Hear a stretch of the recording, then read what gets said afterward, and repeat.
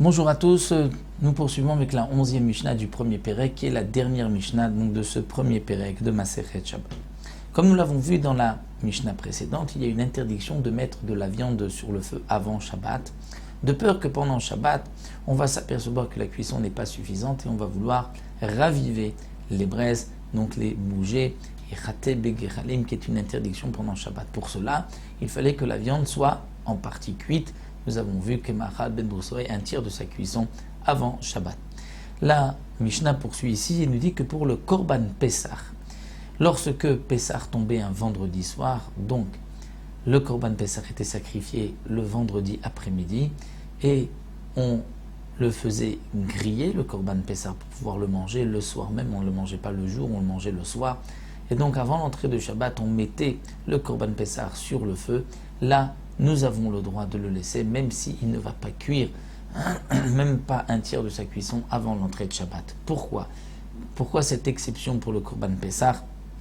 Parce que le groupe Bnei Chabura est toujours zrizim, c'est-à-dire ils font attention, on fait attention qu'il n'y ait pas d'interdiction pendant Shabbat, on est plusieurs, on ne craint pas que l'un va raviver les braises, et donc c'est pour cela que la Mishnah nous dit Meshal Shelim et Pessah. On peut faire descendre le Korban Pessah, puisque à l'époque les fours étaient donc l'ouverture en haut et on faisait descendre le Korban Pessah dans le four, donc on pourra le faire Meshal Pessah Batanorim Chashecha juste avant la tombée de la nuit, parce que on ne craint pas qu'on va toucher quoi que ce soit. Le groupe fait attention, c'est un groupe qui généralement l'un surveille l'autre, le groupe du Korban Pessah, puisque le Korban Pessah n'était pas mangé tout seul, mais était toujours sacrifié et mangé en groupe. De même, la Mishnah nous donne une autre exception. Ma'achizin et ta'ur bimdurat bet hamoked. Dans le Bet Hamikdash, il y avait une pièce qui s'appelait Bet Hamoked.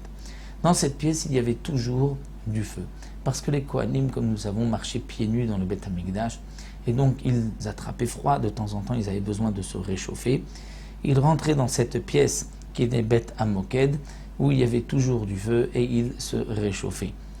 Le sol dans les dalles du Bet Hamikdash c'était des dalles de marbre, donc assez froides.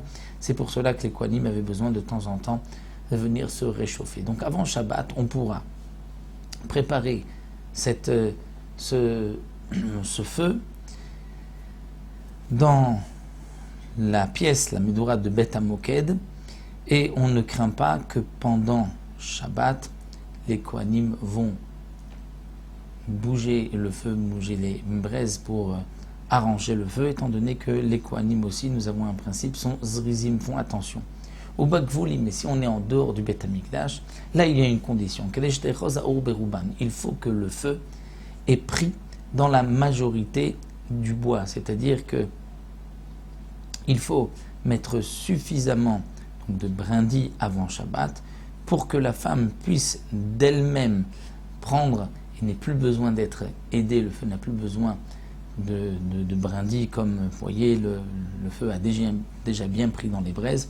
C'est là que donc ce sera permis, pas que volume en dehors du Bet Hamikdash, parce qu'en dehors du Bet Hamikdash, il y a cette crainte que peut-être on va être amené à toucher le feu pendant Shabbat. Rabbi Yehuda Omer, Rabbi Yehuda dit Bepramim Kol Shiur. Rabbi Yehuda vient nous dire que si on utilise du charbon, même en dehors du Bet Hamikdash, on pourra, tout homme donc pourra allumer un feu avec du charbon, et même si le feu n'a pas bien pris dans la majorité du bois, c'est suffisant, parce que généralement le charbon brûle bien et il n'y a pas de crainte que pendant Shabbat on va venir toucher la flamme.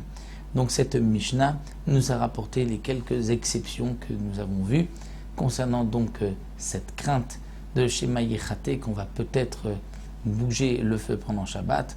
Donc les exceptions où il n'y a pas de crainte parce que c'est un groupe qui va apporter son Korban Pessah, ou les Kohanim, ou bien dans le cas où même c'est du charbon et il n'y a pas de crainte que le feu s'éteigne à l'entrée de Shabbat, au début de Shabbat. Donc dans ces cas-là, il n'y a pas de Xéra, ni on pourra même avant Shabbat laisser ce feu allumé, le préparer, même s'il n'a pas vraiment bien pris. Donc voilà, nous avons terminé le premier Pérec. On se retrouvera dans le deuxième Pérec, qui est le fameux Pérec de Bameh Madlikim, la prochaine fois, Bezrat Hashem.